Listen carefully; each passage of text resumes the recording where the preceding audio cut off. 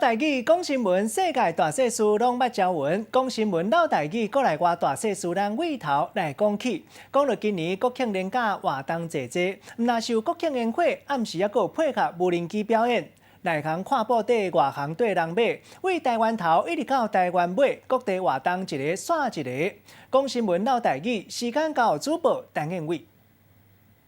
讲新闻唠台语，过来话大小事，咱尾头来讲起。大家好，我是陈彦伟。为明仔开始，就准备面接这国庆连假，你敢准备好今年要去倒位佚佗？另外，你敢知影这今年这庆祝国庆活动内底有啥物迄特别活动？今仔日大家做伙来了解。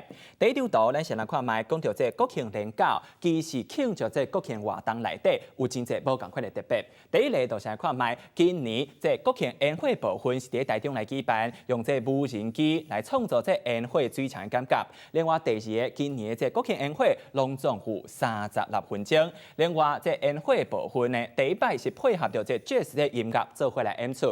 第二个部分来看卖，就是这国庆暗会部分是头一摆来到台南来举办。第一点嘛真特别咯，伫台南的这空军基地，甲过去是完全无共款。第三个部分就是来看卖，伫今年的这国庆大会，伫总统府头前，带大家做伙来唱国歌的部分，都是由这中华这帮的这选手来带大家做伙来唱国歌。啊，个旧年真嗨的部分，都是为日本的这管乐队叫做橘色恶魔，互大家引起大家的注意。啊，毋过今年同款，嘛有这日本的团体叫做是翡翠骑士，嘛来庆祝咱中华民国生日快乐。好，第二个部分来看卖，都是今年这国庆的设计图部分，内底有这蓝色、红色，啊，个这白色部分。大家会发现，这其实就是咱国旗顶面三种主要的色水。来看卖，代表这大海这蓝色，代表这包容的感觉，啊，个有这庙的这整啊界这红色，啊，个传统戏台红，其实这三种无同款的色水，其实都是代表咱台湾热情，啊，个丰富的这精神。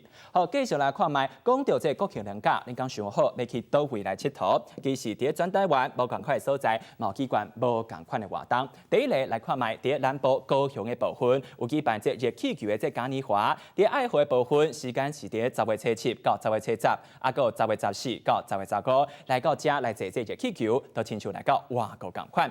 另外，共款嘛是伫南部地区，台南有举办这风吹脸这活动，时间是伫9月29到10月15，内底嘛有真侪无共款的活动，亲像大游行、DIY 的体验，啊，个这特技表演。